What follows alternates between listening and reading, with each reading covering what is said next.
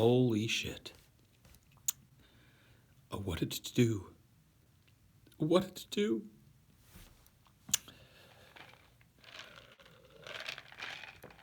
Bleep, bloop, bleep, bloop, bleep, bloop. I am a robot, bleep, bloop. I am a robot, bleep, bloop. Wow.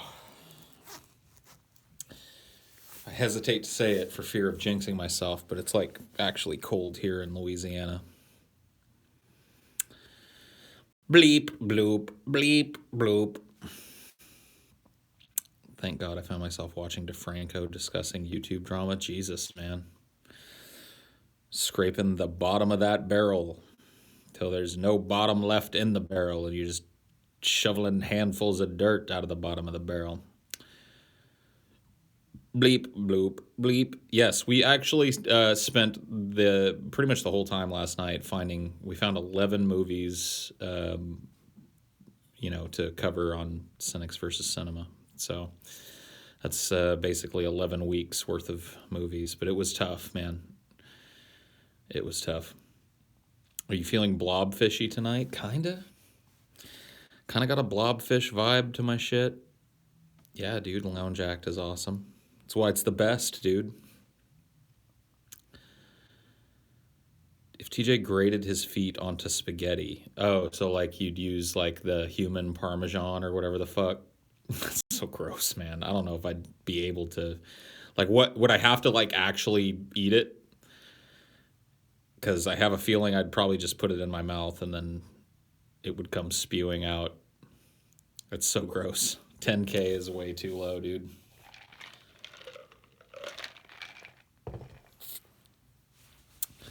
I ain't trying to fucking eat anybody's fucking nasty foot callus bullshit. Paul, you should cosplay as Paul Bunyan. Can I do a cosplay that doesn't involve me doing anything or putting together a costume or really caring about the character? That's the kind of cosplay I'm interested in doing. That low effort cosplay. Maybe I'll just have to get famous enough that I'm just cosplaying myself when I go out. My raggedy hobo looking, sense of style will become, a cosplay, and I'll just cosplay myself at these places. I'll show up to cons and stuff, and they'll be like, dude, that's the best Paul's Ego cosplay I've ever seen. I'll be like, thanks, man. I worked really hard on it.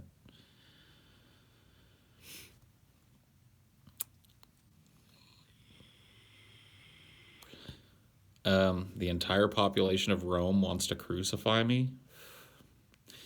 I mean, I guess if you keep donating, sure. There's a dollar amount on everything, even a crucifixion. You could cosplay the nigga from the zigzag cover. Yeah, dude. It's true. That was the one good, like, burn that Fake Sagan landed on me in that horrible attempted opponage video. I liked the nigga from the zigzag cover burn. That was, you know what I mean? That was the one punch that he landed.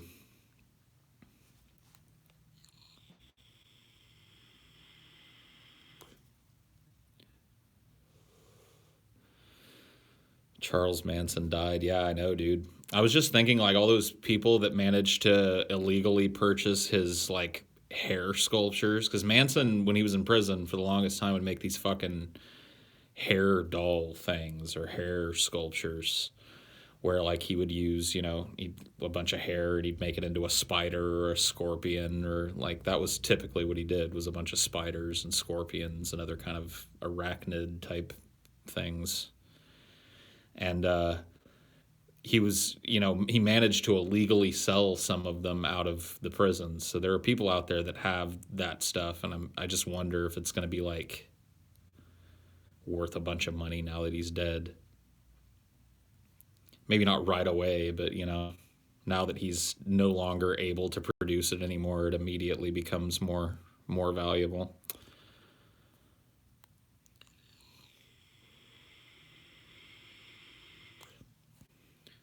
I mean, like Manson had that kind of crazy edge charisma. You know what I mean? Like that, I totally understand why there are still people that follow him and shit. I have no doubt that if Jim Jones had survived his own, atrocity and been sent to prison or whatever the fuck, that there would probably still be people following him.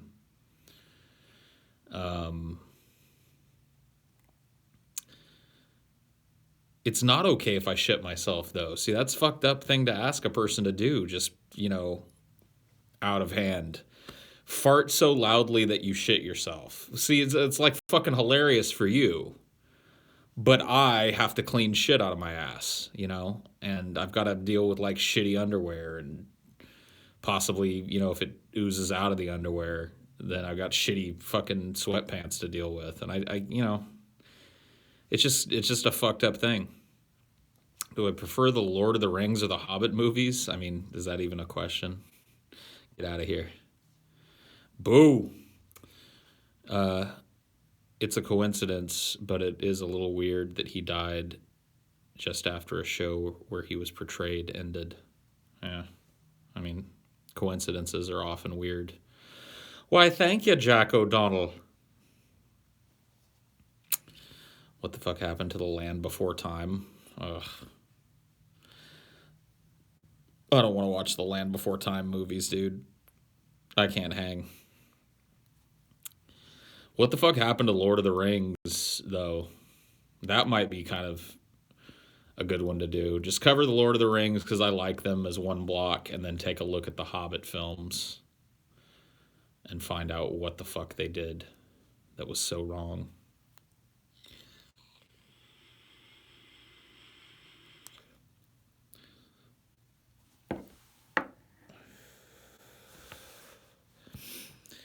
%90 of the population was killed in the War of 1988. Yeah. Yep. And then 10 years later, The Undertaker threw mankind off of Hell in a Cell. Yeah. Through the Spanish announce table. I remember that. I definitely remember that.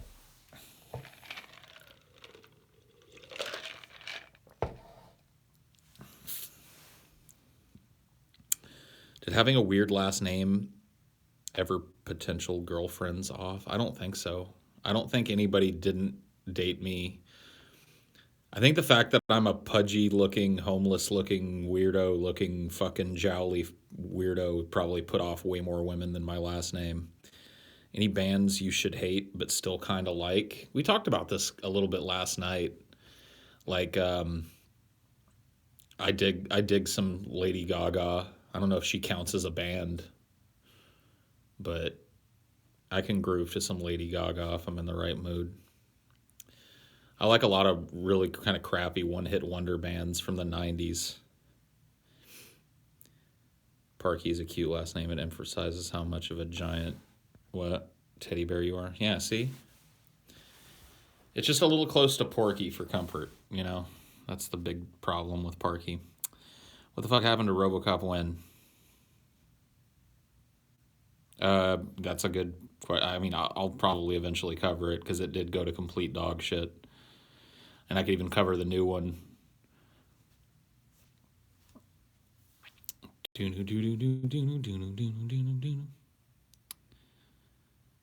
My last name is way worse. Don't worry. Yeah, I mean there are a lot. Like there's like Lipschitz. Can you imagine if because there are people out there that have the last name Lipschitz. Can you imagine if Lipschitz was your last name? How fucked up. I mean, like, what the fuck, dude? Butt kiss, yeah. Gaylord. Yeah, see, there are so many, like, horrible last names.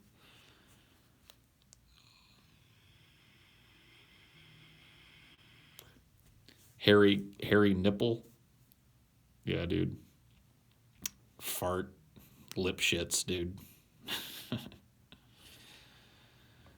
Yeah, there's some pretty fucking stank last names out there for sure. So I definitely didn't lose the lottery outright.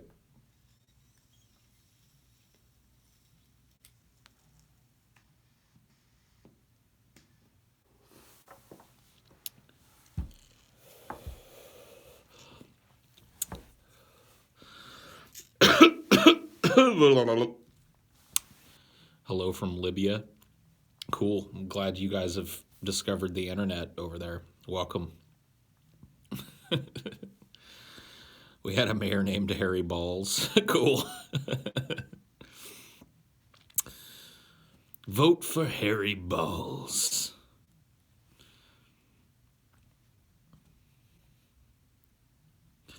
Dude, if I was Harry Balls, like I had the name Harry Balls and I was a politician, I would just run with the meme, dude.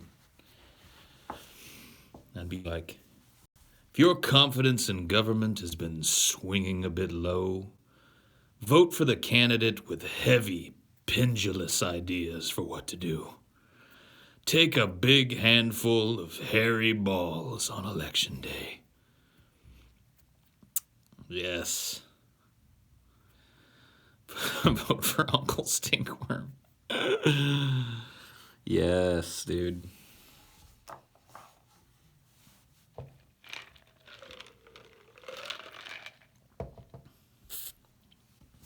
Your last name is Ball. That's cool. A space communist? Nah, dude. I don't know what I would call myself. I'm a space colonialist, I guess.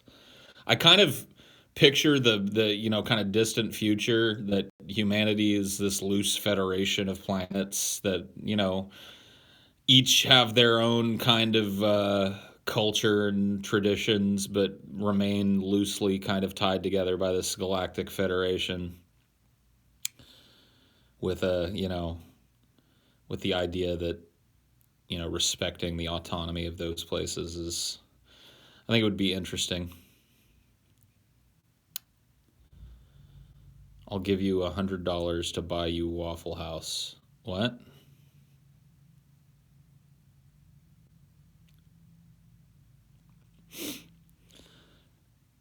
Like, did I miss a super chat? Oh shit. I might have.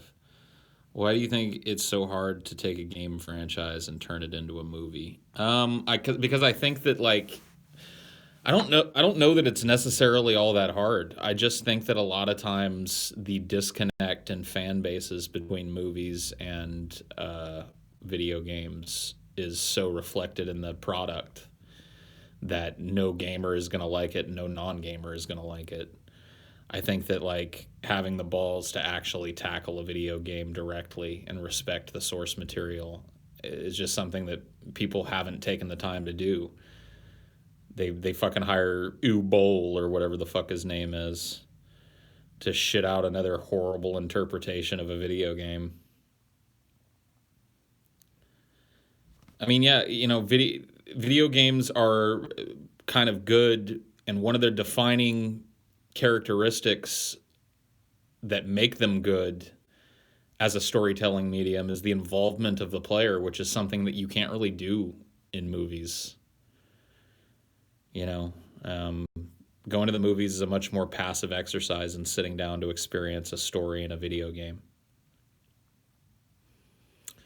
So translating that kind of excitement to not only being connected to what's happening in the story, but being kind of in control of it as well, is an element that, at least now, we can't really do in movies. The Postal movie seems like the most accurate. It might be. Postal was just a game about going around and killing people, and that's basically what the Postal movie is, a bunch of corny-ass jokes and a bunch of gratuitous violence. I blocked you on Twitter a year ago, and we've never had any Twitter interactions. Okay. That's interesting. I'm surprised there hasn't been a GTA movie. Yeah, it is kind of shocking, but maybe Rockstar is a little more defensive of its, intellectual property and whatnot. Paul debating Paul Joseph Watson would be like a rabid bear eating a deer. A rabid bear eating a deer. Why rabid?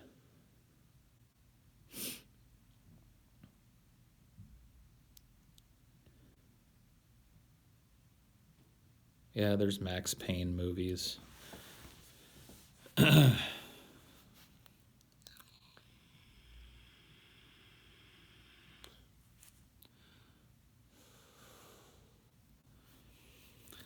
don't know. I'm kind of excited for Red Dead Redemption 2. I don't know if they're going to microtransact it to death or not. I hope not. I hope it's just a really good story-driven Western like the first one was. With an interesting world to explore and lots of little side shit to do. I mean, that's why the first one was so fucking great.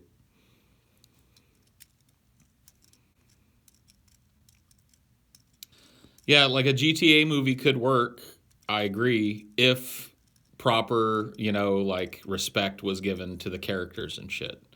Because, GTA is all about these kind of over the top characters that maintain this kind of gritty violence behind all of this absolute absurdity. I don't know how well that really translates into a film. I think it could be done, but it would have to be done with a lot of respect to the source material. You'd have to find somebody to conceptualize it that was just absolutely immersed in that.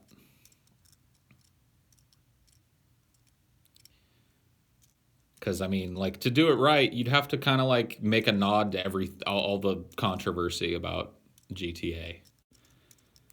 Like, you'd have to have him rob a hooker after she you know what I mean? After she blows him.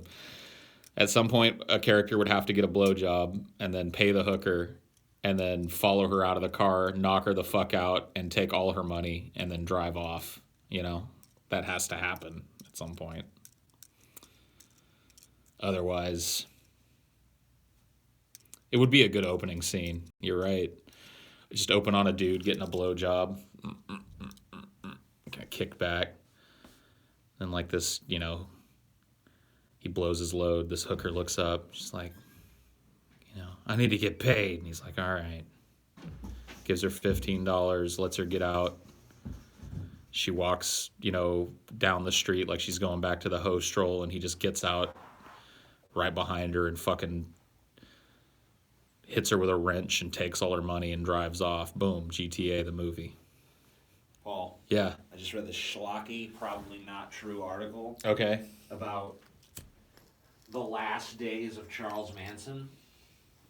They said that he was obsessed with fucking voodoo and like trying to figure out a way to come back from the dead to get vengeance on his enemies. Yeah. I was just thinking that'd be an awesome fucking movie, dude. Dude, Manson's Revenge. Yeah. I was just going to call it like Charles Manson 2020 or something. Yeah. Or like whatever a few years in the future is. And it's just basically like, when the planets align or some stupid bullshit, he rises again, And just have him fucking orchestrate a revenge on all of his fucking enemies from beyond the fucking grave. Like, you can't keep an old dog down, motherfucker. You just have him like possess people. Do like the Child's Play thing with him. Oh yeah, yeah. He figures out the voodoo curse, and now he can transfer his Manson consciousness into other people. That's awesome.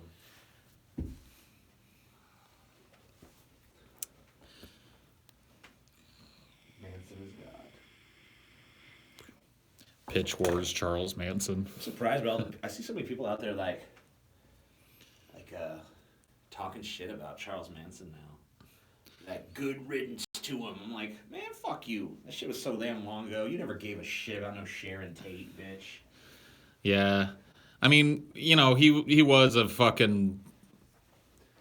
Motherfucker, first of all, he didn't even get a fair trial, so let's get that out of the fucking way. Oh, shit. He was one of the first motherfuckers that was ever convicted by the media before he ever saw the inside of a fucking courtroom.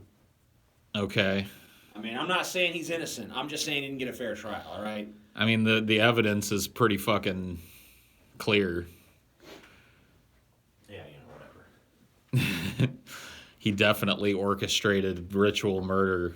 Yeah, everyone has their little vices. You know what I mean? Like, that's really not in controversy. Everyone's got their little vices, dude.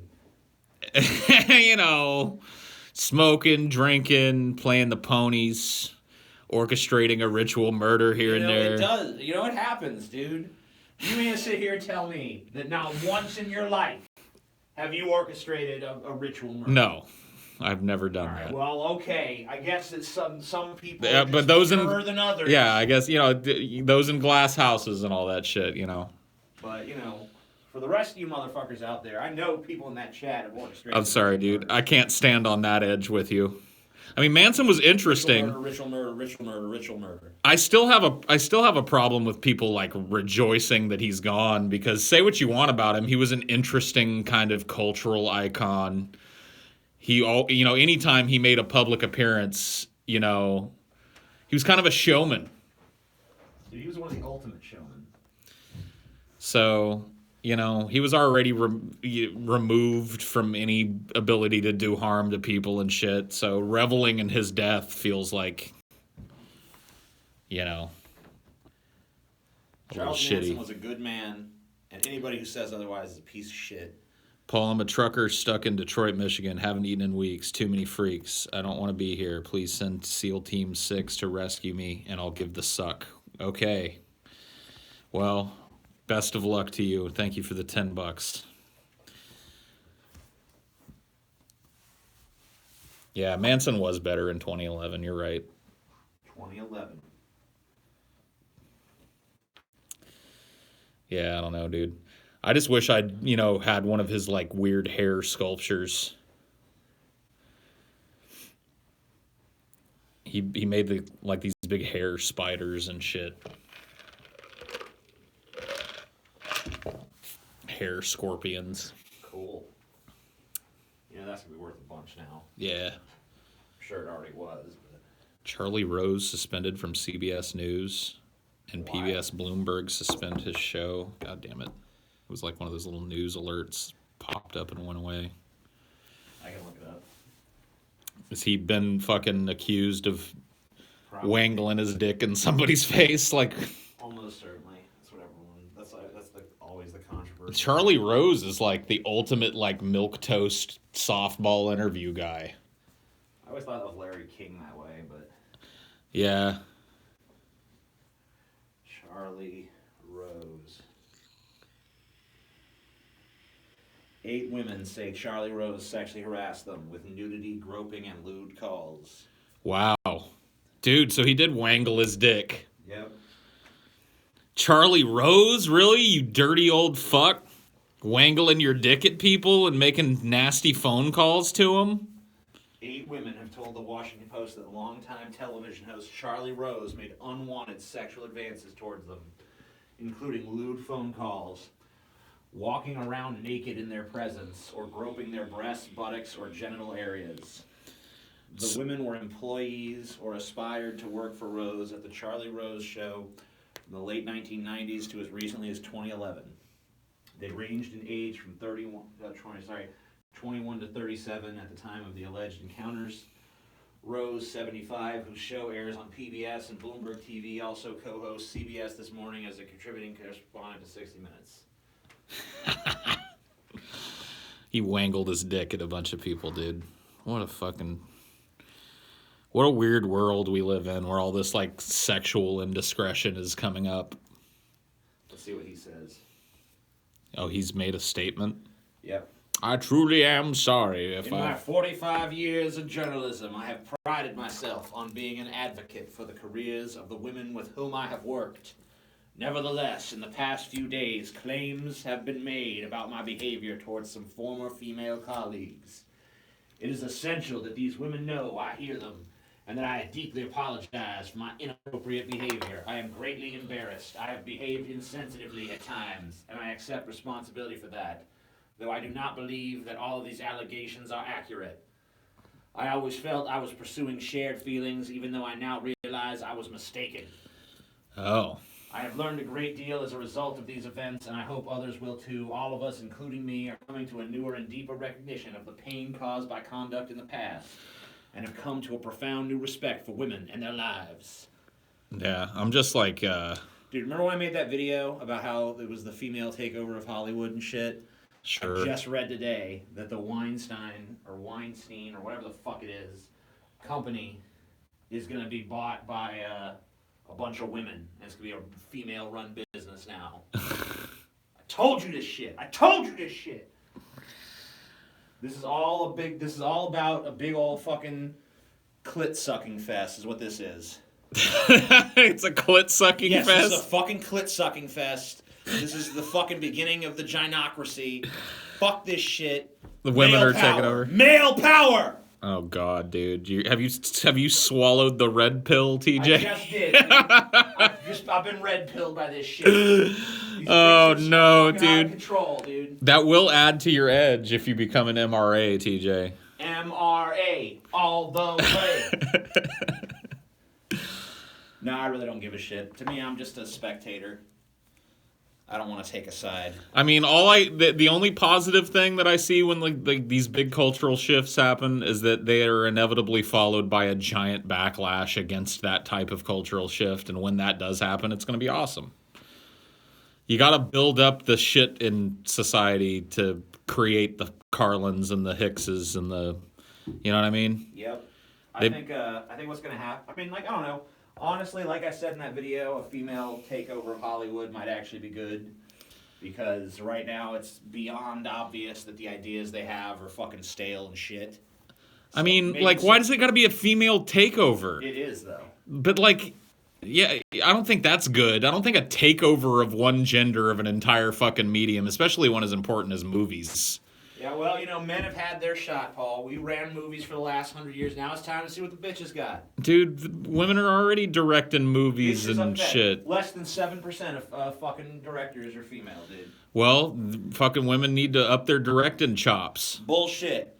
How are they supposed to do that when the system keeping them down? I'm fine with more women filmmakers. I'm okay with that. I just don't like the takeover 100%, shit. 100% female. I don't want to see a swinging dick on a movie set. What if a female wants to make a movie about people laughing at a big swinging dick? Then what? Well, they'll have to build a prosthetic. Yeah, see, I don't know. It's already starting to cannibalize itself, too, though. The Puritans are back. The Puritans have returned, everybody. Lena fucking Dunham, you know, that fucking ultra-feministy bitch. Yeah, who made a rape accusation herself, right? Yeah, and she defended somebody who got some accusations made against them. Because they worked on girls. Yeah, they worked together, and she's like, no, that's not how he's like. And the feminists are like, no! Bullshit! That is how he's like. We know better. Fuck you and your personal experiences with this person. Yep. You're a bad feminist, and also you're a racist. Some black journalist who wrote for some paper that Lena Dunham controls or some shit was like, oh, well, she's always been a racist.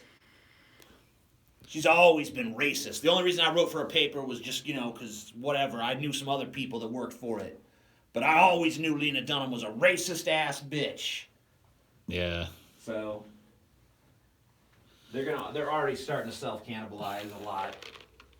I mean, it was happening before, but this shit is just bringing it all to the fucking forefront of the American consciousness in a way that it hasn't. I just think it's before. so weird that in the era of Trump, like, one of the biggest news stories is, like, sexual indiscretions of other people from fucking 30, 40, 50 years ago. It's just such a weird, like, that's what it is, dude. It's the Puritans. They ruin everything. Puritans. They want to rifle through your fucking sexual history and find any little indiscretion and put it out in the public consciousness. Bill Clinton had a bunch of new accusers step forward. Of course. He's already had plenty of them. Yeah, so there are even more. Oh, man, dude, that's got to suck for fucking Hillary. She's trying to gear up to run again. 4 women that had previously not come forward about Bill Clinton just came forward recently in light of all this shit that's going on. Man. So, he's back in the hot water. All these guys are in the hot water. Fuck. Yeah, it's pretty crazy. If you're a male in the entertainment industry or the journalism industry or politics, any sort of thing that puts you in the public eye, you better just duck and cover because you're fucked. Yeah. Unless you just didn't spend your career wangling your dick in front of people that didn't want it. Well, what the fuck? You know, all of them obviously have. I mean, you know, Not all of them. all of them. There's got to be some people that are beyond reproach out there that never wangled a dick. I mean, even if they haven't, all you gotta do is find 3 or 4 women to say they did. And, Yeah, see, that's a scary thing, too. I mean, like... But, like, up until now, though, none of these dudes have really denied... I mean, I guess a couple of them have denied it. Plenty of denied. George Takei denied it when he was accused of some shit. Right. Kevin Spacey really didn't deny it. He just said he couldn't remember it. Because gay. And, I mean, even if you look at the Charlie Rose statement, he's like, I don't think this is entirely accurate. Well... Which they're going to hang him for that. What? I mean, yeah, dude. He doesn't think it's entirely accurate. What it is. So have you, like, just had the right to say, no, this didn't happen removed now? Yep. Pretty much. If you can get 3 or more people to kind of conspire to say you did something, then... Yeah, that's the way it works now. You pretty much did it. Yeah, I mean, if one woman says you did it, you probably did it. If 2 or more say you did it, then you definitely did it. Huh. That's how it works now. So anybody whose career they want to take down, all they got to do is find 3 women willing to say, yeah, I was uncomfortable. And then if you say, fucking, I never met these people in my life, I don't know what they're talking about, then people Well, it has to be women they actually worked with in some that makes it harder then. So, I mean, it's not like you could just find 3 random chicks and be like, yeah. You know, there has to be some sort of evidence that you actually encountered that person. Yeah. But, I mean, like, these guys, how many fucking... If you have a long, storied career, how many women did you work with? You know, any bitch who was on set who wants 5 minutes of fame can fucking just, you know... Yeah, it just puts me in kind of a weird position because I hate the implication that now you're just like it's a witch hunt basically. You're just subject to like anybody saying that you did something however many fucking years ago, and you really have no recourse to deny it anymore. But if there are people using their positions of power, which it seems like there clearly are. Oh yeah. To garner sexual favors out of people that may or may not be willing, that, you know, that's bad no matter what. Sure. So it's like... There's no middle ground now, though. Yeah. That's why I think it makes me so uncomfortable, because I can't really see the nuance in it. It's either this or this. There's two, you know, I don't know. Yeah, it's pretty crazy, though. It's going to be a weird few months to few years. I don't know how long this will continue to be the national focus. Well, probably around up until the point where we go to war with North Korea. You think it'll take a war? Or something like that. I mean, it'll be like a war or a major terrorist attack or something like that. Dude, I've been kind of quietly following this like Russia probe shit. And, like, yeah, there's no smoking gun yet, but it just keeps creeping closer to President Trump. Oh, yeah. Like, every little leak that comes out of these things and every little fucking... Like, it's all just creeping ever closer to directly in his fucking lap. Oh, yeah. And, you know, it's little things, but it's like, how many little things do you ignore? Like, Kushner failed to report that, like... agents of fucking Putin had contacted him to try and set up a meeting before the fucking election. That's the latest one. And that's, you know, Trump's right-hand boy in the fucking White House. Oh, yeah. Closer and closer to old Donald. People are getting suspended and fired from their jobs over allegations, and that's fucked. Yeah, I mean, that is kind of true. Like Charlie Rose, this shit just came out today, and he's already being dumped from everything. It's almost like that's... the way that they deal, you know, that's probably the safest way for these companies to deal with it. I mean, if you were those companies and you're put in that position, I mean, you know, you might be doing the same fucking thing because, hey, a joint. Yay! Joint and women. Joint and women. That first thing's pretty cool. The joint? Yeah. Not the women. Yeah. At least that. We don't need no fucking We're women. old news anyway. You guys are a fucking liability. I don't know if you've been paying attention to the fucking news or not. What? we could go in like 10 years and be like, TJ and Paul raped us and Yeah. gave us this. Uh-oh. That's why I'm glad I've got such a low tally, dude. I have not a lot, so. Good. Good job. Good job, Paul. Once again, Paul is a saint. Yep. No ritual Saint murders, no Paul. wiener wangling, nothing. He's clean. Yeah. The kid's We'll just run away clean. together, A good old, Kelsey. like- Claim that they raped us and just ran away. Good old, like, country boy, dude. Yeah, Paul was trying to tell me earlier, he's never once in his entire life engaged in a single planning of a ritual murder. And I'm like, okay, sure. I mean, like, maybe in my brain. You know what I mean? Yeah, the story's already changing. I mean, I may have, like, sat down and imagined a ritual murder or something. Mm-mm. But I never planned it. I never took it to the planning phase. You know, I never put pen to paper on a ritual murder. What Sure, kind of Paul. ritual would it be? Satanic? Well, we're talking about Charles Manson. Oh. Yeah, I'm not into this as into the Satanism shit as TJ is. I just want it to be like a ritual of my own devising. Whatever it is, I decide vacation. Yeah, What would you sacrifice? I called him earlier. Well, sacrifice Yeah. is like people I don't like probably. Okay. Oh, and happy birthday to Galen.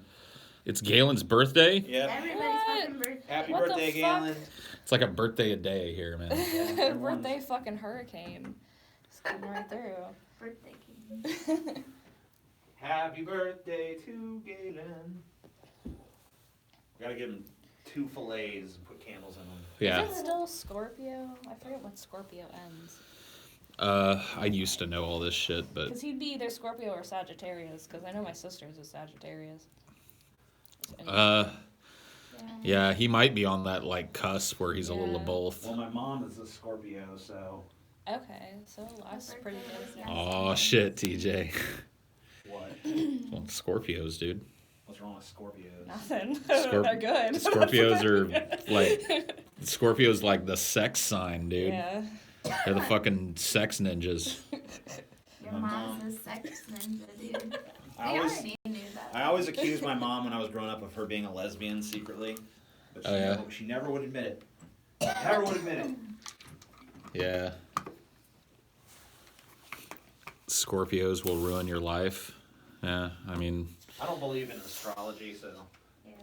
oh, dude, I I don't do. really, I but- deeply believe in it. I also do, like...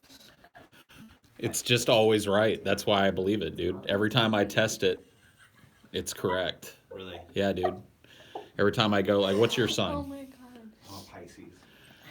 Okay, so I mean that's so fucking obvious.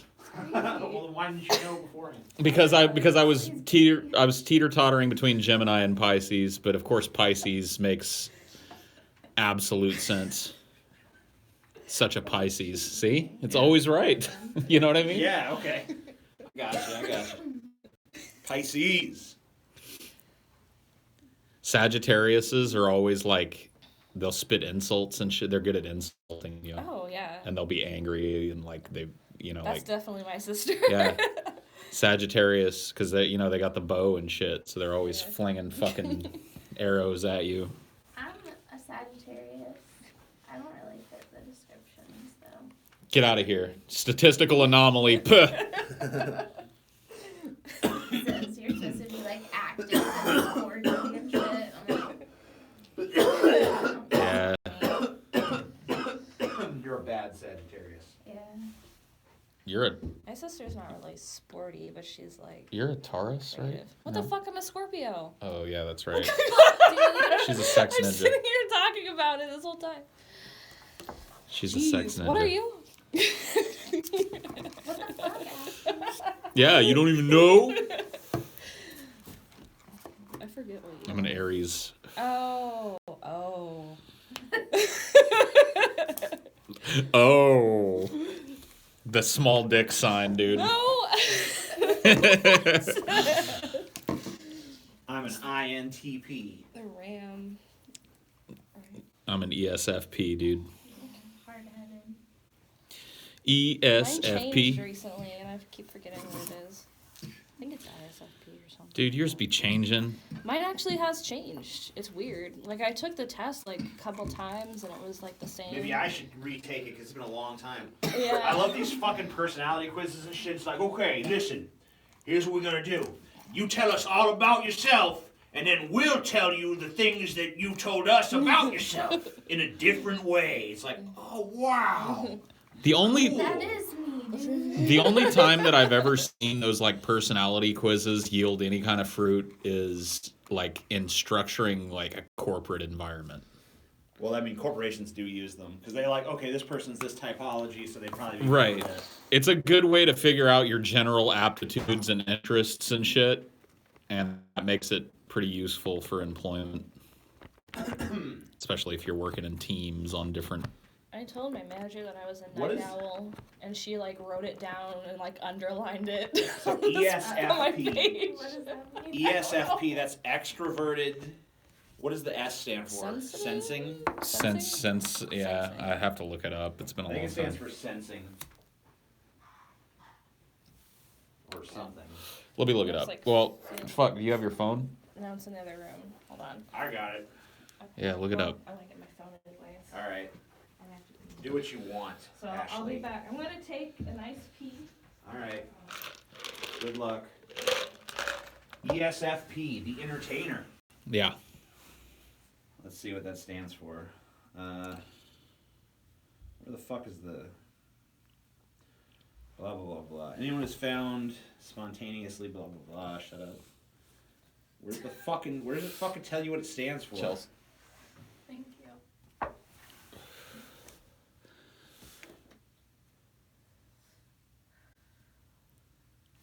ESFP. I'm gonna go to another one. Okay. Extroversion, sensing, feeling, perception. Okay. It says artist, actor, scientist, lawyer, psychologist, human resources, musician. Yeah. I'm INTP, the superior fucking type. Introverted, intuition, thinking, perceiving. Teacher, artist, actor, research, scientist, lawyer, musician, judge, engineer. We got a lot of overlap.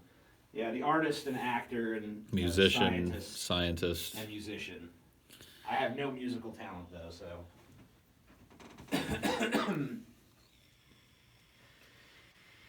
a motherfucking INTP. INTP. I don't even know what I am. I don't think I've ever done that. The world needs us extroverts, man.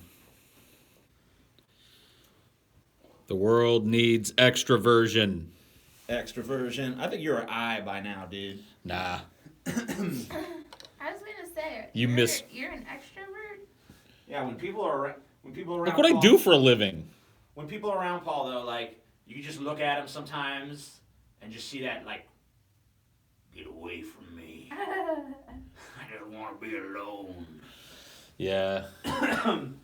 Like, I could tell when people were talking to him about, like, cars he could get earlier, he's like, I just want to do this on my own. Fuck you guys. I don't want your I was fucking not. advice. I wasn't thinking that at all. Yes, you were, You dude. misinterpreted me. I saw your sour fucking skittle face, and I know the truth of your soul. Okay. I just honestly, and this is fucking true. I have resting concerned face, and I think people. I do. And I think people really misinterpret it a lot of times as get the fuck away from me.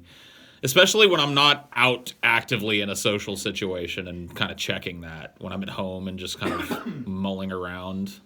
Yeah, dude. Yeah, I guess we live with you, so. it's- Like, this is a pretty comfortable resting face for me. I feel pretty... Those eyebrows, dude, they're always engaged. I'm INFJ now. Ashley the morphing INFJ. I don't know.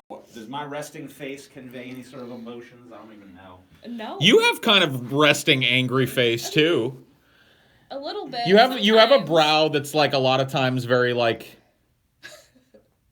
I can't read that at all. See, you don't scrunch it.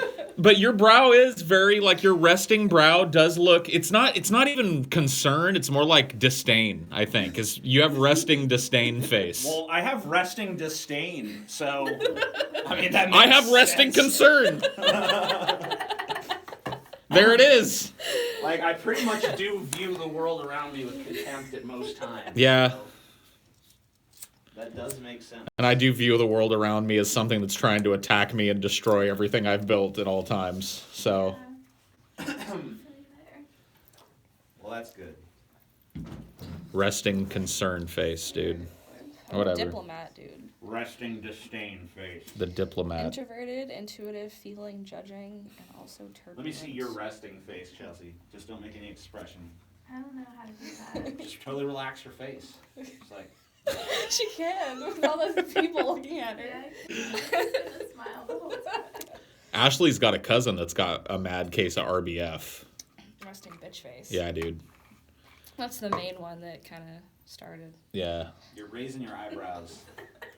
I'm sorry. I'm just gonna have to look when I'm not. You just gotta wait till she's engrossed in her phone. Yeah. What is my face that where I rest at? I mean, you see me a lot. Yeah. I don't know if you really have like a.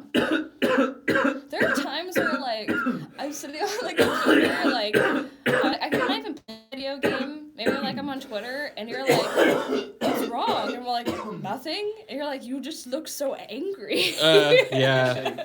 Just relax your face muscles. See, I'm the same. Oh my I can't God. do it. Like, This is why women suck.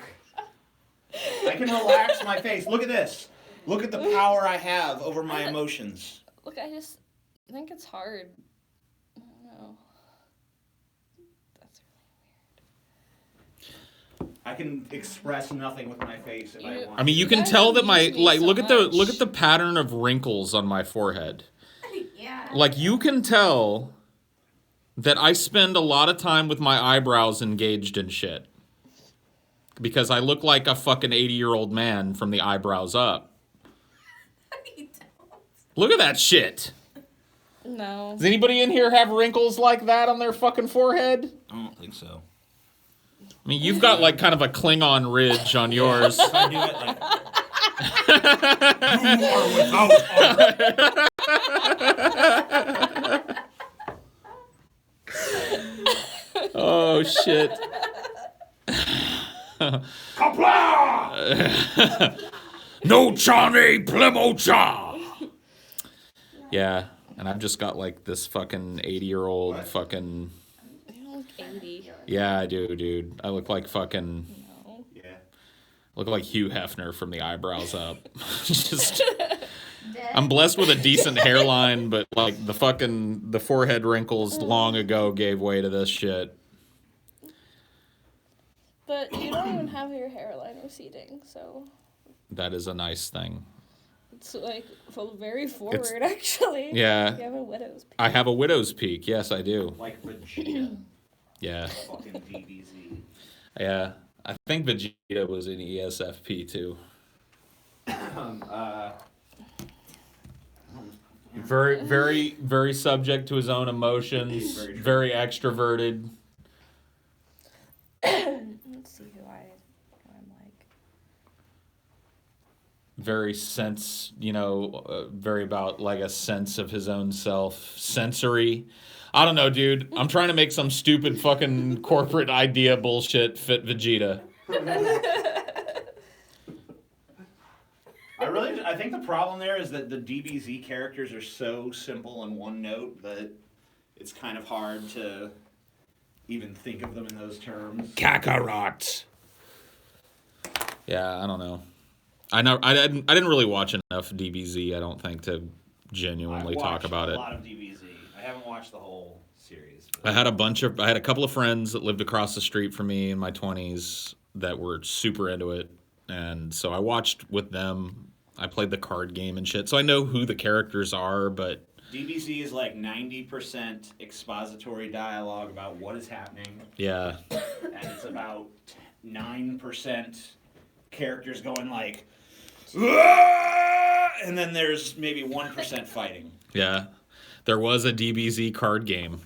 It was kind of cool. You built your deck around a character from the universe, and I always liked the fat one, so I picked like Android 18 or whatever, the big fat clown android, and built a deck around that. It was kind of fun. What? Mother Teresa. She was my type. Mother Teresa was a heinous fucking... I shit you not. Martin Luther She was a King? disgusting bitch. Martin Luther King was a sexual deviant. Who else? Who else you got? You got Nelson Mandela. Oh my God. Don't even get me started on his political back-assery. Alanis Morissette. Okay, that's kind of cool. Yeah, that is. Jimmy Carter. I mean, what can you say about the guy? He's Jimmy Carter. He is nice. Nicole Kidman. She's got crazy eyes, but she's a good actress, I guess. Goth.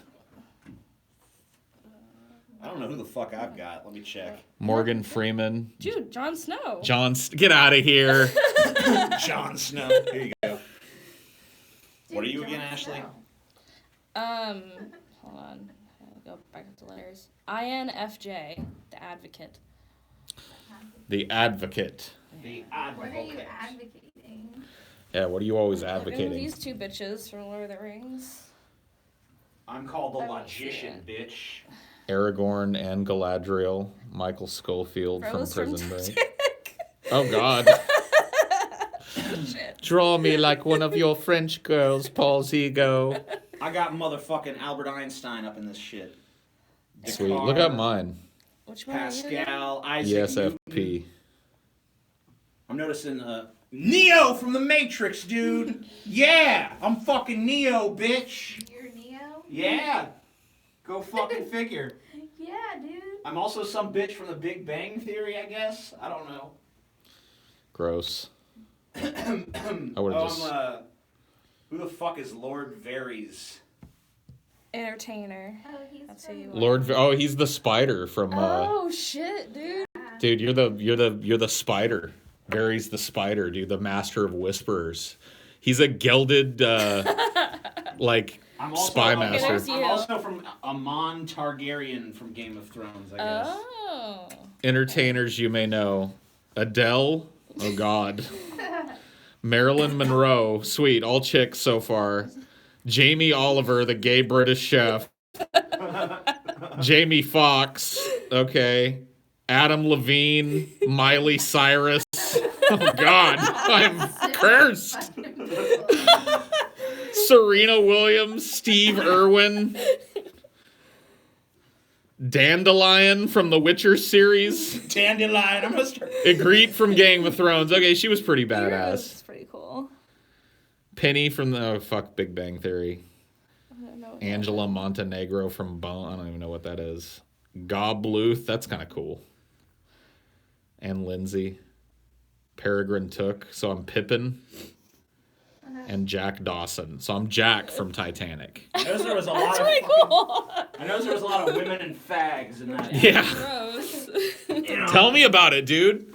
I'm just saying. Tell me about it. My curse is real. Like, I knew right off that I wasn't going to get some fucking impressive shit. Like, I knew there was going to be no philosophers. There was going to be no fucking... It was all going to be... I just was hoping it would be cool actors, and it I was, had for the most Descartes- part, not. I had Dakar and Newton and Einstein. Yeah, I know. You're like, oh, yeah, I'm the super genius one. Yeah, motherfucker. Yeah, but you know what? Magician up in the house, Dandelion. Yeah, you know what, dude? When your fucking ass gets tired of sitting in your own little world making logic puzzles and shit, who do you come to for your entertainment, bitch? Who really has you by the balls? Coke is love. Coke is family. Dude, entertainers control it all. Dude, we're the mouthpieces of the generation, dude. Like it or not, that's the extrovert. You genius fucks. Lots of INTPs in here, though, TJ. You're not special, LOL. Well, neither am I. There's a lot of people. It's actually pretty. There's actually a shit ton of INTPs in my audience, which is weird because it's a pretty small personality type. Well, you INTJ must is speak also to the pretty small, INTPs, too. dude. I think INTJ is actually more rare, It's like the rarest, I believe. and that's Scotty's. That's also my ex-boyfriend's and Krista's current boyfriend, which I think for all of them, I can see. I'm actually right on the border between P and J though. Yeah. Because like it's like very close to Yeah. the margin. What's that, baby? I don't put any Briggs fucking. Myers personality test. Go Yeah. to 16. Don't actually put too much stock into it. We're just 16 personalities. I don't put. Website. I put very little stock in this shit. It's very new agey kind of new science-esque shit. I mean, it's good for. Like I said, I think that these things are useful for categorizing people into the type of work that they're doing in a structured corporate environment. Like, I don't really think they have use outside of that. It's just kind of fun. Then it just becomes your horoscope. Labels are kind of fun. Everybody loves to read something and see themselves reflected back into it. Yeah. And they find these very, very easy categorizations of human. And I'm not saying, like I said, they're not without value. It's just not something that I walk around going like, yeah, this is me. INTP motherfucking shirt. Look. Because, you know, I'm on the border of I and E for the first letter. So I'm extroverted, but only to a point. Chop.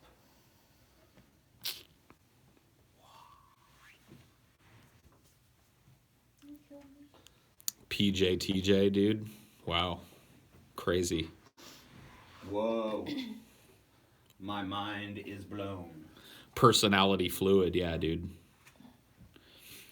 Fuck this render, like, fucking bilateral gender conformity bullshit in my fucking personality type, man. 4 letters can't define me. Am I an ESFP? Yes, I am. Am I an INTJ? Yes, I am. I am everything. I am trans Myers-Briggs. That sounds like something an ESFP would say.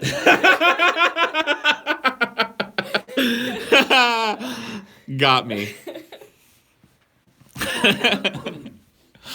Uhuru. Yeah, dude. I bet fucking, what's his name? Ghazi Kodzo is an ESFP too. God damn it. Probably. MDMA. I'm an MDMA.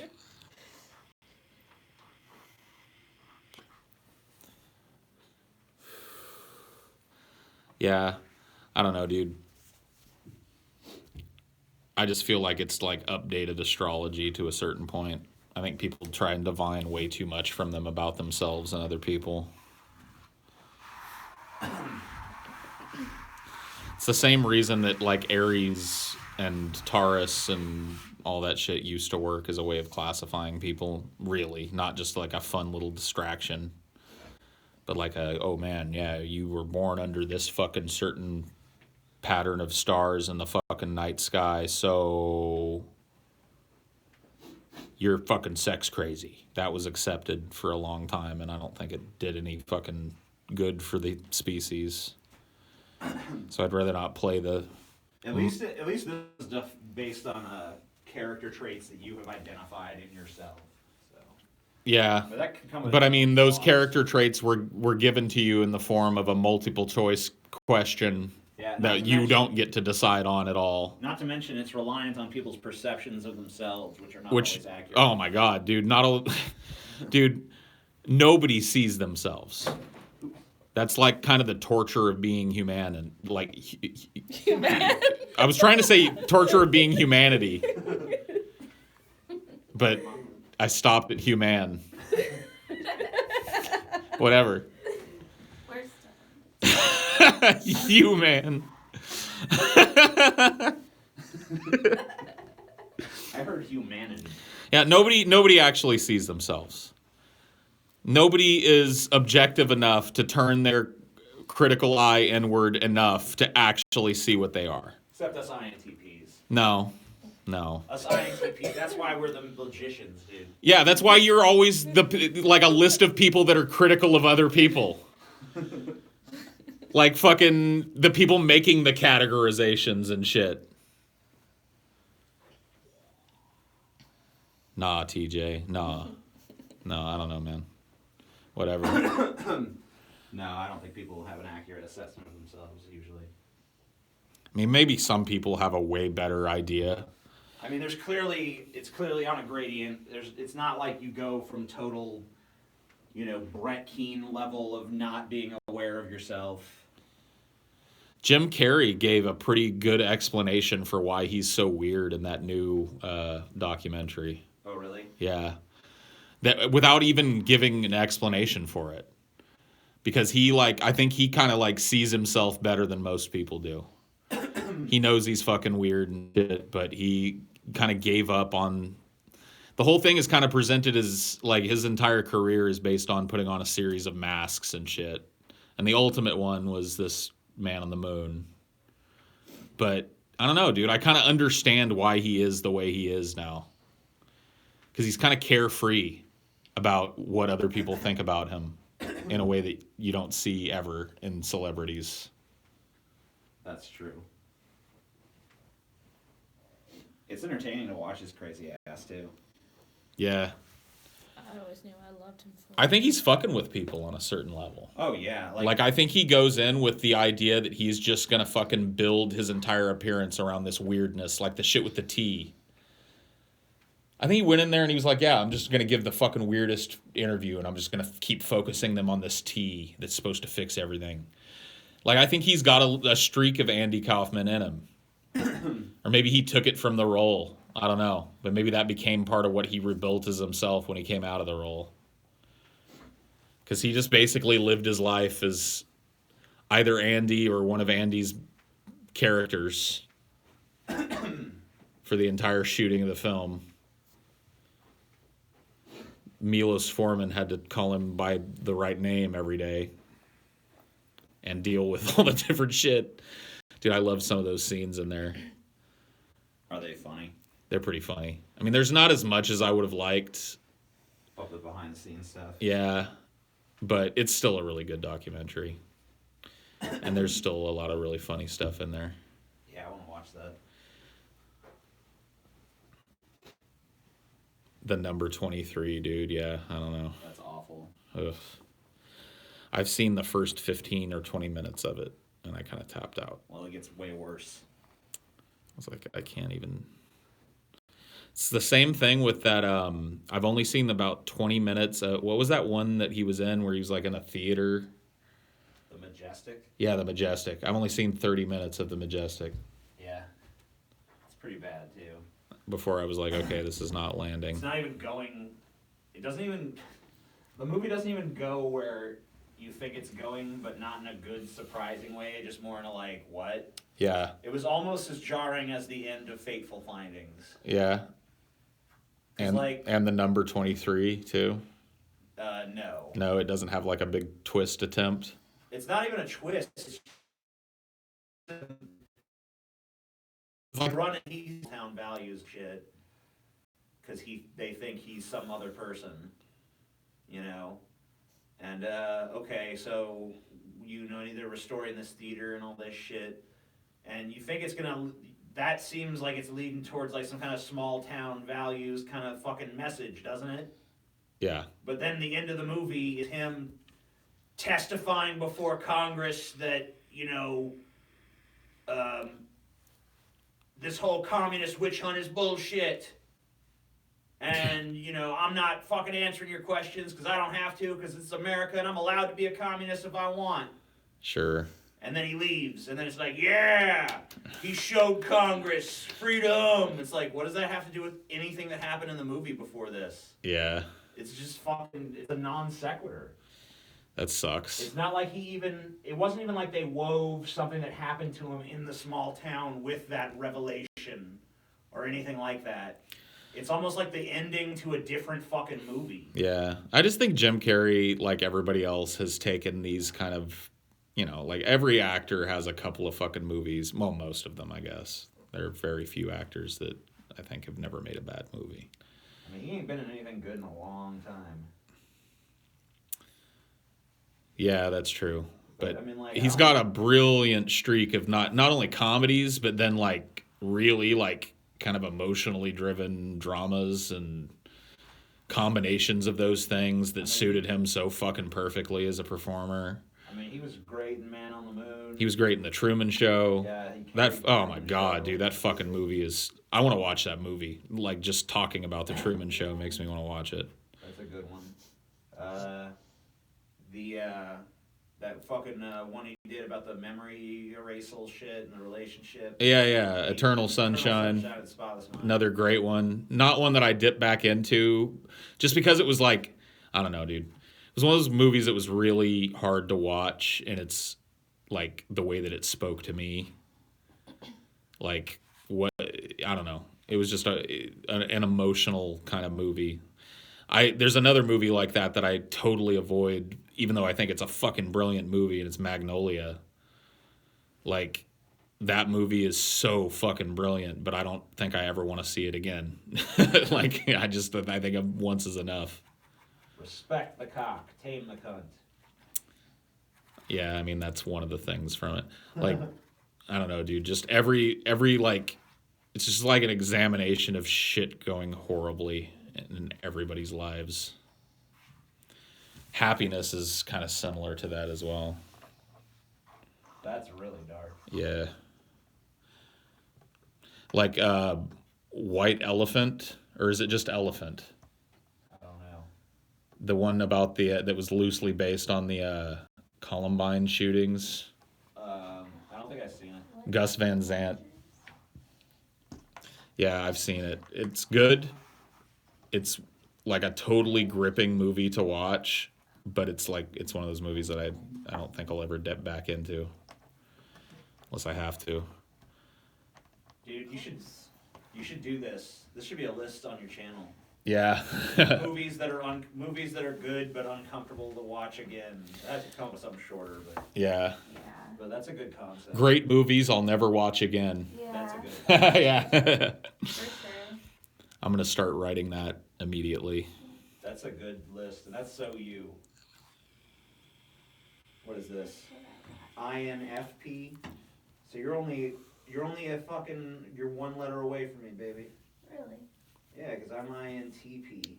So Requiem for a all you gotta do Dream. is stop feeling and start. I have watched Requiem more than once, but it does qualify. It is one of those movies that, like, I might watch more because there's some great fucking performances in that. Chelsea, you got J.R.R. Tolkien, dude. I know. And York. Shakespeare.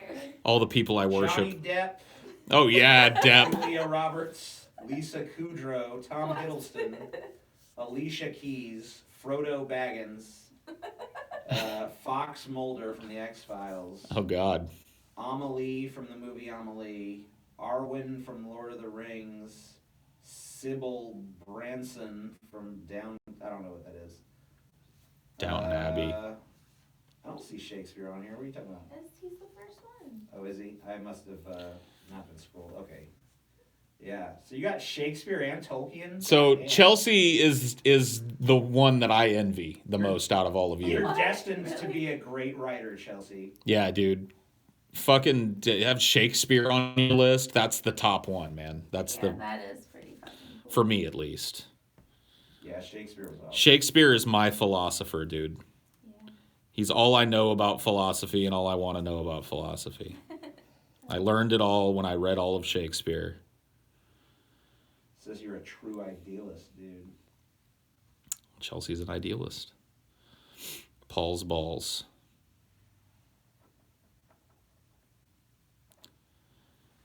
Swamp Ape is on your list. Cool. You're called the mediator, dude. The mediator. Yeah, I can see that.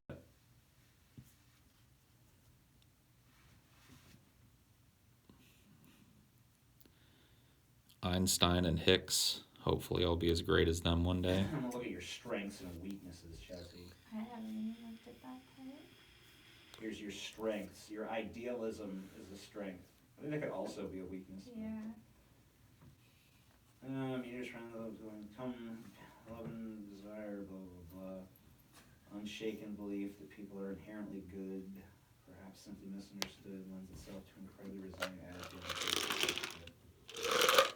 Seek and value harmony. That's true. Love. Have no interest in having power over others and don't care prefer a more democratic approach and work hard to ensure that every voice and perspective is heard. Yeah. Open-minded and flexible. Don't give people this knowledge to Hannibal Lecter. Passionate, energetic, dedicated. Are you afraid that like we're giving some fucking crazy psychiatrist serial killer too much information about us so that he can manipulate us into killing and eating us? That's It says you're too idealistic, dude. Yeah. Too altruistic. Yeah. Paul. What's your Heroes of the Storm username? Isn't it just Paul's ego? But it's a battle tag. Your battle tag. Oh, Ego. 1407. That is it. Wow. I have no idea what mine is. Others in their lives and especially themselves. Trump administration to end immigration protections. Okay, sweet. Actually, something it's like 1-1. Level Sashi 1-1-7-7. Hired to watch a Christmas movie on Netflix a few years ago. Nothing but 1949 Vincent Price something. Dislike dealing with data. Data? Yeah. Mediators are often so focused on the big picture they forget the forest is made of the individual trees. Mediators are in tune with emotions and morality, and when the facts and data contradict their ideals, it can be a real challenge for them. Take things I don't personally. know. I feel like I'm more flexible than that. It says you take things. No, this is your personality type, Chelsea. You're not allowed to disagree. Take things. It says you take things personally, Chelsea. Oh yeah, I definitely do. Like everything. Wow. Difficult to get to know. Bullshit. I knew you the second I looked in your eyes. Oh shit. TJ the romantic over there, dude. I didn't know that was romantic. But let's see.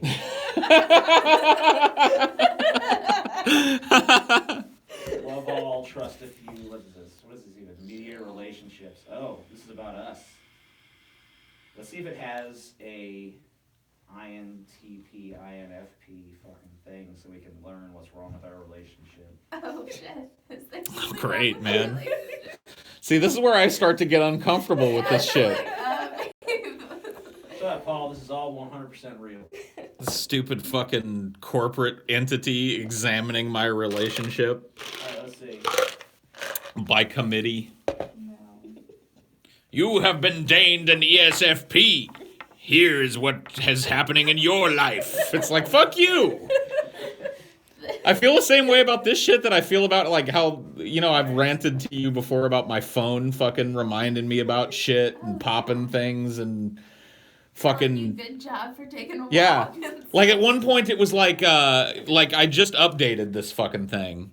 And we're driving to the movie theater and it's like, hey, we noticed you're on the road. Would you like us to turn on GPS for you so you could... And I was like, why do you even know I'm on the road? Fuck you! You're the little box that I turn on when I want to look at YouTube and I'm not sitting at my fucking computer at my house. I don't need you to fucking know that I'm driving. Thanks. Can I turn that off?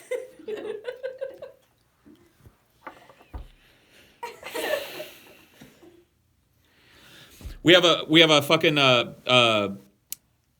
refrigerator in there. And I guess it's a good feature, but I fucking hate it.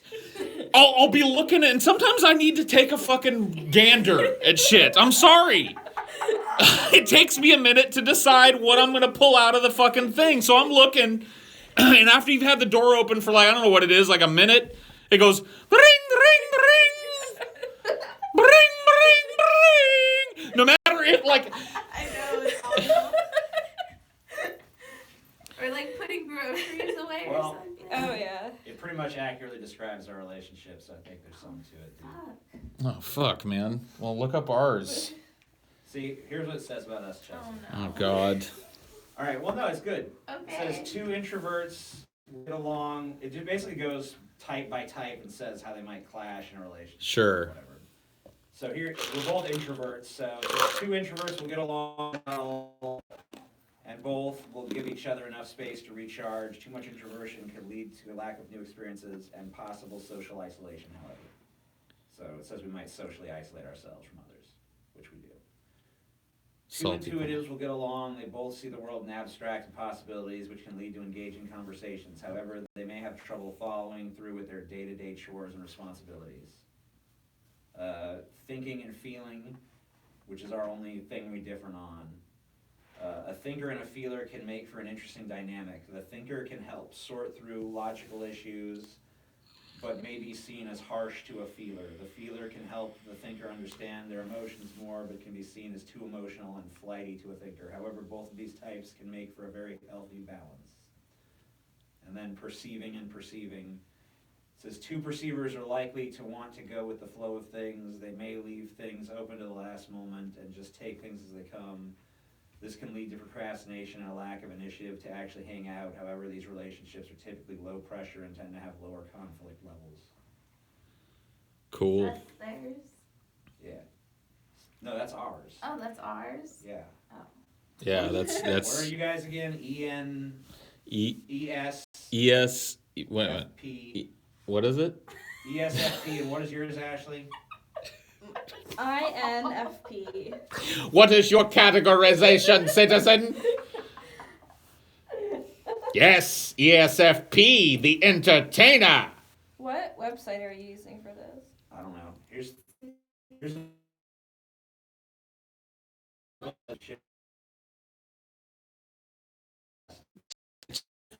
ESFPs move too fast. INFPs always need space. ESFPs are outgoing and adventurous by nature. You're not that, Paul. It's a lie. You need to retake yours. That's not even you. They always want to be on the move to try something new. Blah, blah, blah. No.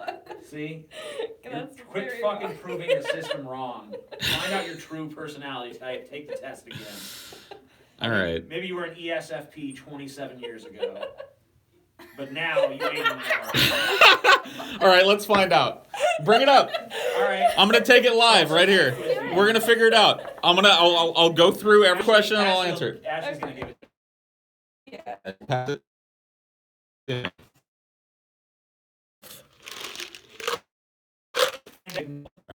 Find out who you truly are. Very slow. Take the test. Okay, so it takes less than 12 minutes. Okay. Right, here you go. You find it difficult to introduce yourself to other people. I disagree. I'm okay with that. You often get so lost in thoughts that you ignore or forget your surroundings. Yes, I agree. You try to respond to your emails as soon as possible and cannot stand a messy inbox. I definitely disagree with that. I ignore emails as a rule. You find it easy to stay relaxed and focused even when there is some pressure. This is a hard one for me to answer because I am more focused under pressure. But if I don't have something that I'm currently like really engrossed in, then I'm a fucking wreck. So how do I even answer? I guess that's why there's a gradient here. Yeah. I guess I'll put it down towards the middle, I guess, of agree. Because it's kind of, I don't know. You do not usually initiate conversations. I disagree with that. You rarely do something just out of sheer curiosity. Do I rarely do something just out of sheer...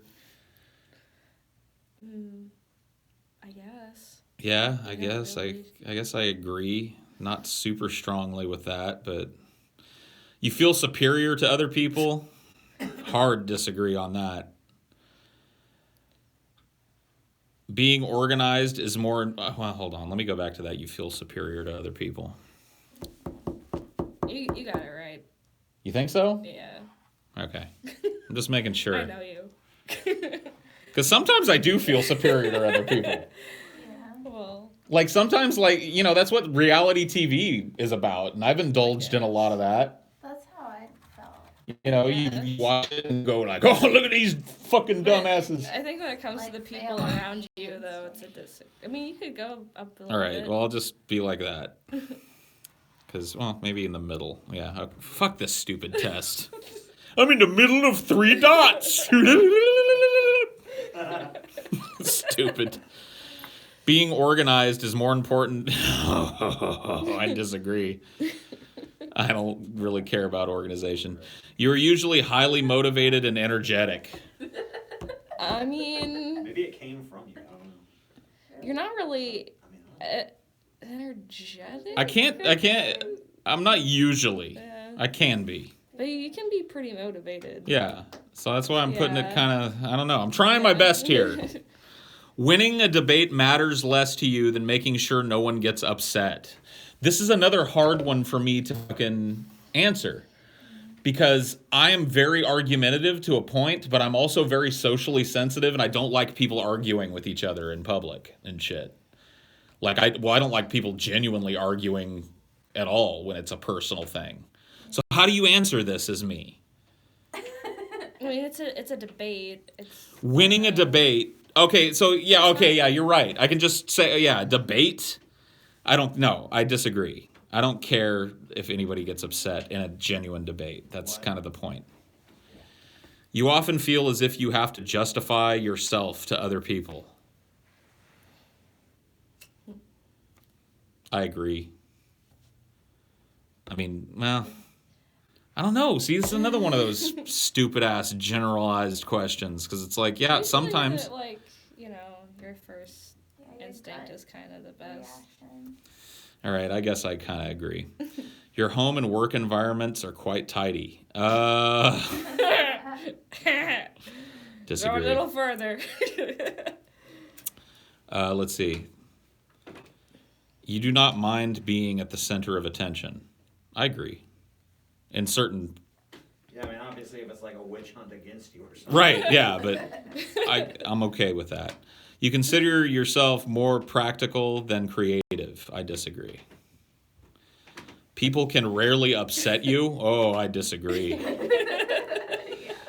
Your travel plans are usually well thought out. I definitely disagree with that. Lower. Lower? No. Oh, up here? Yeah. Jesus, man. Wait a minute. I'm answering these, asshole. This isn't your personality. It's there to check your bullshit. Yeah, that's what I'm doing. I'm putting it where I put it. I'm putting it where I puts it. You ain't gonna tell me where to puts it. This is my corporate designation, bitch.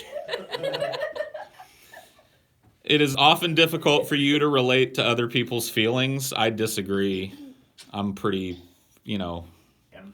empathetic dude. Your mood can change very quickly. See, this is one that maybe since the last time I took this, the answer has changed.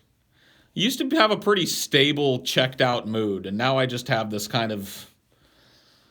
So yeah, I guess my mood does not suit... I'm not like constantly mood changing, but I can get mood swings. In discussion, truth should be more important than people's sensitivities. I mean... That's just your opinion, really. Isn't it? Truth should be more important than people's sensitivities. I agree. I mean, but that depends on the fucking discussion. You know what I mean? Like, not every discussion is one where you're going to just lay bare every insecurity of another person. You know what I mean? That's not always cool to do. They're in the middle. All right, then I agree, but on the weak side of agree. You rarely worry about how your actions affect other people. I disagree. Your work style is closer to random energy spikes than to a methodical and organized approach. You Yeah. have to agree with that. Oh, yeah, dude. I agree with I that. did it all the way. You are often envious of others. I disagree. An interesting book or video game is often better than a social event. I agree very strongly with that. Being able to develop a plan and stick to it is most important part of every project. Being able to, well, I agree. I mean, like, you can't do anything without a fucking plan. You rarely get carried away by fantasies and ideas. I disagree with that very, very harshly. Dreams are a testament against that. Yeah, I know. Like, the existence of this stream is a testament to that shit. You often find yourself lost in thought when you are walking in nature. I agree. On the rare occasion that I'm doing something like that, I'm probably lost in thought. If someone does not respond to your email quickly, you start, I don't even fucking care. I disagree. I don't even have to read the rest of it. I don't care. As a parent, you would rather see your child grow up kind than smart. Fuck. You gotta choose. Can you just hit the middle? You can.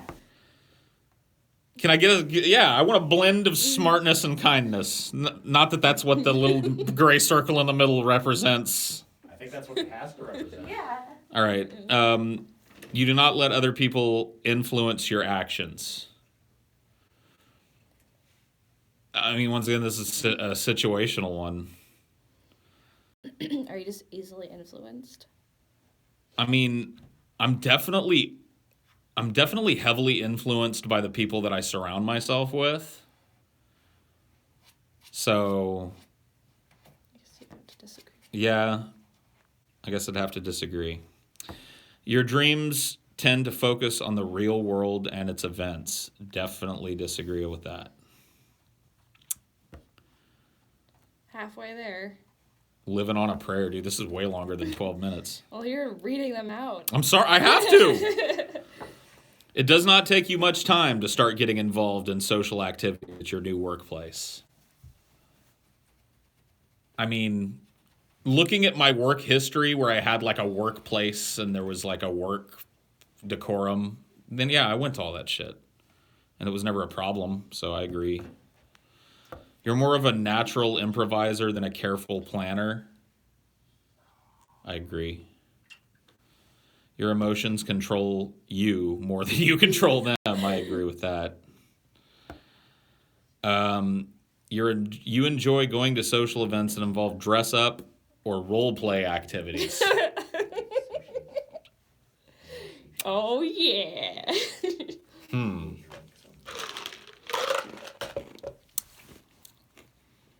Only with hot goth bitches. Yeah, like, I'd go to that. I'd go to, like, one of those, like, LARP things again. That's kind of fun. And depending on the social event, I really do like going. So I guess I got to just be somewhere in the middle of this. You often spend time exploring unrealistic and impractical yet intriguing ideas. I agree. You would rather improvise than spend time coming up with a detailed plan. I would probably rather. I mean, that doesn't mean that I don't see the wisdom in me having a plan, but if left to my own devices, that's the truth. You're a relatively reserved and quiet person. Nah. If you had a business, you would find it very difficult to fire loyal but underperforming employees. I disagree. I've had to fire people before, and it sucks, but I was able to do it.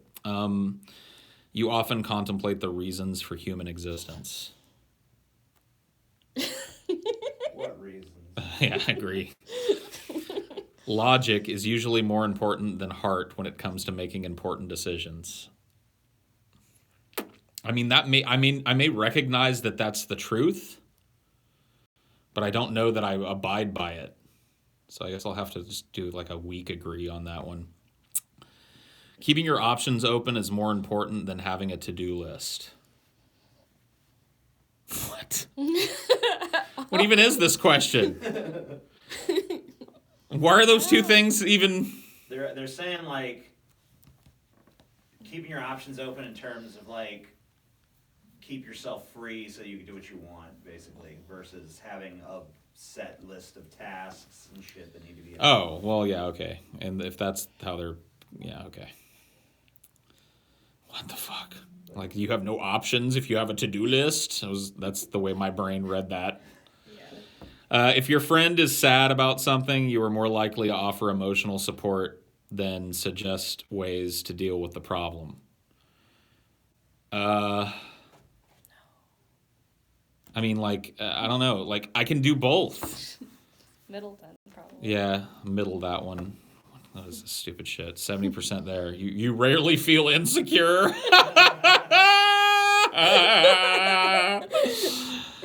You have no difficulties coming up with a personal timetable and sticking to it. I disagree with that. Being right is more important than being cooperative when it comes to teamwork. Being right is more important than being cooperative when it comes to teamwork. I disagree. I mean, like, that's the whole point of teamwork, is to collaborate. So, Somebody send a super chat.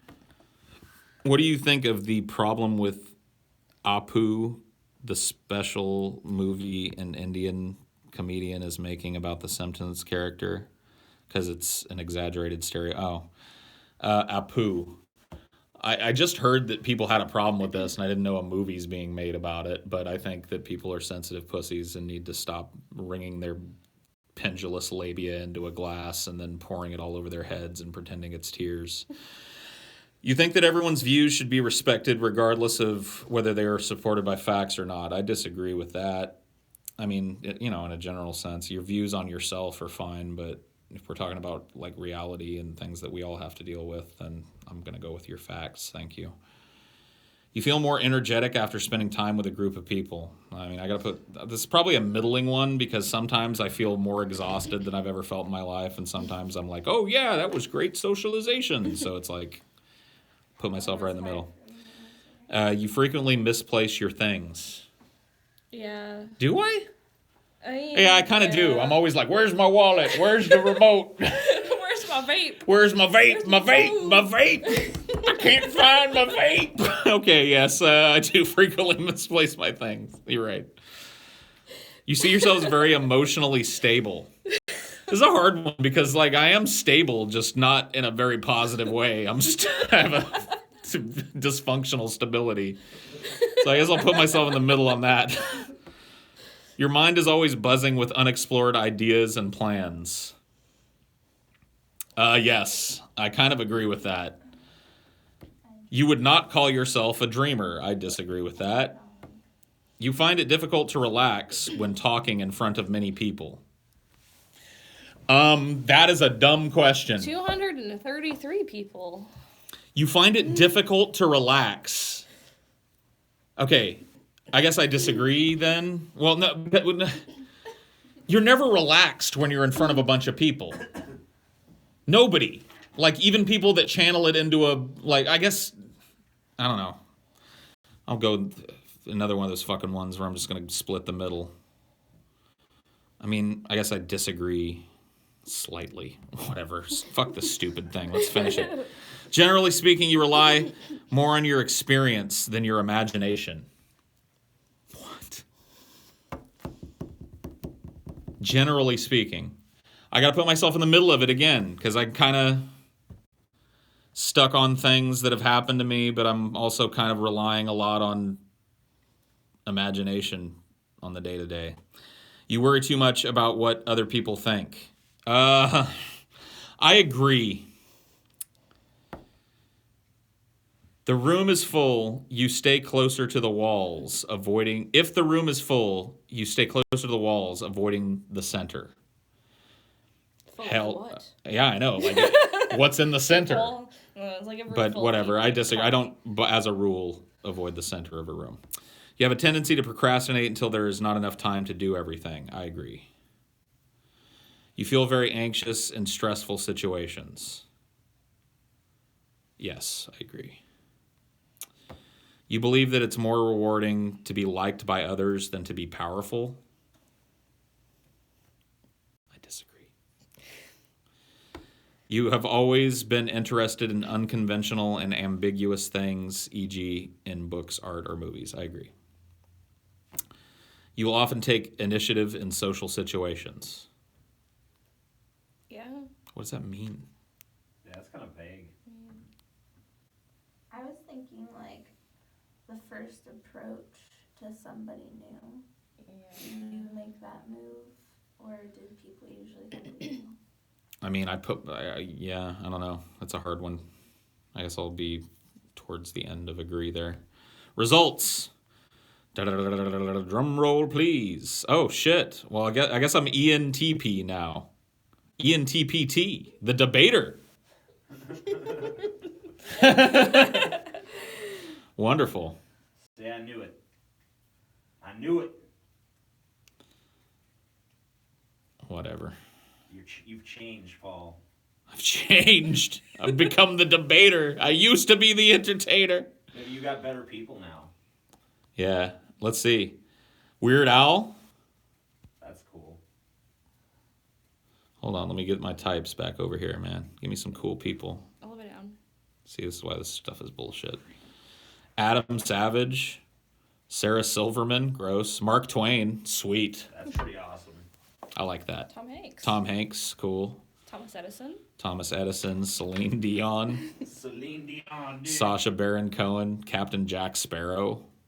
That's cool. Jim Halpert. Irene Adler. The Joker. Oh, shit! Oh, shit, TJ! I am the Joker guy now. Tyrion. Tyrion Lannister. Yeah, Oh, dude. shit. This is way better than your last. Wow, I'm glad I retook this. I upgraded, man. What I thought I was like Lil Wayne and fucking. It's like, oh no. Now you get to be Tyrion, Mark Twain, and the Joker. That's great. See, isn't that better than being Dan? All right, let me read a little bit about it and see if it actually sounds like me. Okay.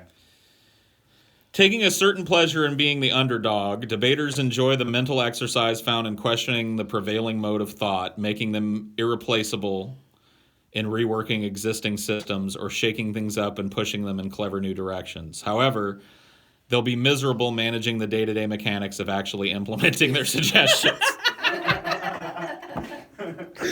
Oh man, it's like a mirror into my soul. Debater personalities love to brainstorm and think big, but they will avoid getting caught doing the grunt work at all costs. Yeah. Debaters only make up about 3% of the population, which is just right, as it lets them create original ideas, then step back to let more numerous and fastidious personalities. Yeah, dude. I do kind of think that about myself. That's the whole, bring on the nukes thing. I'm like, let's talk about the positivity of just resetting all of life. Go. Let you guys chew on it. I'm done with it. Debaters' capacity for a debate can be a vexing one. While often appreciated when it's called for, it can fall painfully flat when they step on others' toes by, say, openly questioning their boss in a meeting or picking apart everything their significant other says. Ashley's laugh there says a lot. Fuck. This is further complicated by debaters' unyielding honesty, as this type doesn't mince words and cares little about being seen as sensitive or compassionate. See, that's not true. I mean, I guess it is true. God damn it. Like-minded types get along well enough with people with the debater personality type, but more sensitive types and society in general are often conflict-averse, preferring feelings, comfort, and even white lies over unpleasant truths and hard rationality. This frustrates debaters, and they find that. See, I feel like this isn't me. I don't feel like I'm like quarrelsome and shit. You're not super quarrelsome. Not super, no. Burdens many bridges, oftentimes inadvertently, as they plow through others' thresholds for having their beliefs questioned and their feelings brushed aside. Okay, I well, don't think anyone around you is sensitive enough to feel that way about you just being honest about something. Yeah. right. So, I think it's just a matter of, like, you being around people who are not, like... I mean, it has happened to me in the past. I have, like, had these big kind of divisions and fucking... because I saw problems or whatever, or tried to help a friend in a way that was considered... like, I had whole groups of friends, like, kind of fall apart. So I guess that does but, happen. Like, I don't know. But that, yeah, I was feel like people- young and everybody I don't was feel like very most people sensitive. here give you much reason to be quarrelsome, so... No. It's like we just valued your input and shit, so... Debaters have little tolerance for being coddled. I do kind of dislike being coddled. And dislike when people beat around the bush. Oh, dude. I really hate that shit. Although I beat around the bush pretty extensively myself. especially when asking for a favor. Yeah, dude. I really do fucking hate that. I have no problem doing favors, but I hate that, like, hey man, what you doing? You got anything going on today? Or like, if you want me to do something, just go, hey Paul, could you go grab the thing? Yeah, dude. Well, I'm gonna take Chelsea to get some sushi. All right. I almost said Chelsea to get some juicy. Well, enjoy your choosy. Hold on, baby. What you doing? You braiding your hair? Oh, it's done. Fucking INFPs and your braiding bullshit. Listen to this, dude. What? Debaters have a longer road than most in harnessing their natural abilities. Their intellectual independence and free-form vision are tremendously valuable when they're in charge, or at least have the ear of someone who is. But getting there can take a level of follow-through that debaters struggle with. Yep. Yup.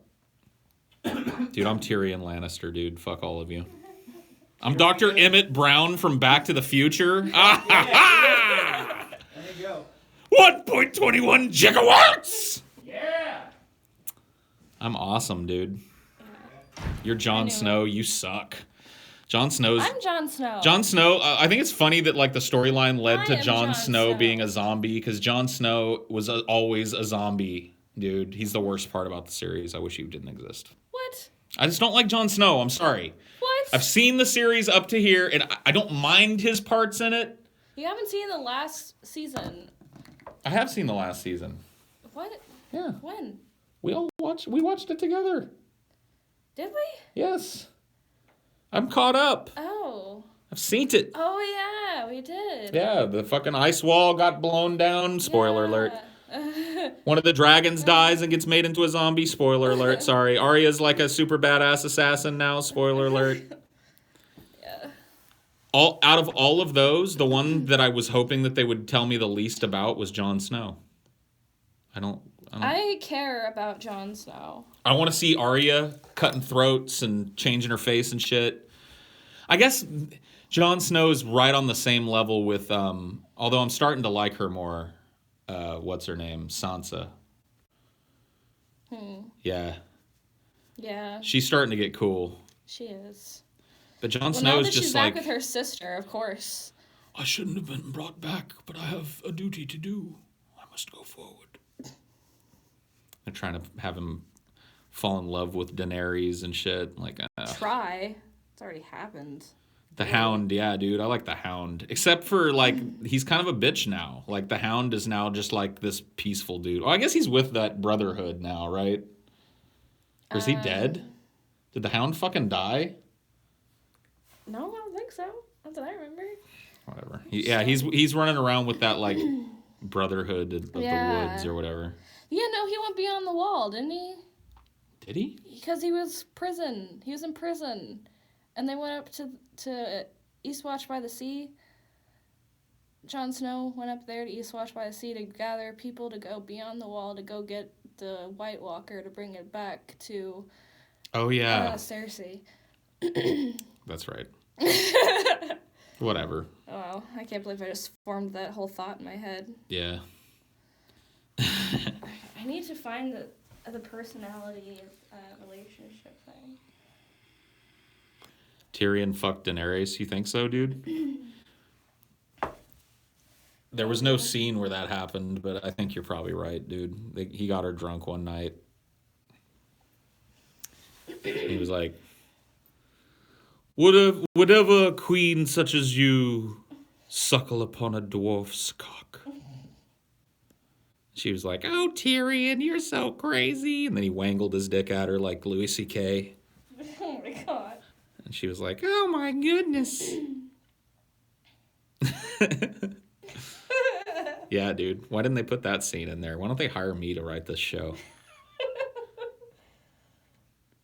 It just needs dwarf on Daenerys action, man. That's what it's missing. She needs to marry Tyrion and to learn to love the dwarf schlong, dude. 'Cause he's the only one that can run this shit, dude. Jon Snow is but just he like a can't- disaster. He can't run it from the forefront. Maybe that's because we need a world where it doesn't matter if a king can ride around on a horse and beat people's heads in. Maybe we need a thinker on the throne. I don't think Tyrion would be good regardless. He'd be awesome. On the throne. He's the only one that's honest in the entire group. But we have to understand his reputation is fucking dog shit in the Seven Kingdoms right That now. makes it even better. He's the dwarf king, and he presides over a fucking new millennium of greatness. I mean, I guess Dany and Jon don't really have much of a good reputation either. Yeah, nobody's got a good reputation. Like, Daenerys is the dragon queen from across the ocean with a horde of Dothraki savages. Jon Snow is the weird bastard of Ned Stark who was beheaded as a traitor, who isn't even supposed to be leading an army because he took the black, so he's fucking...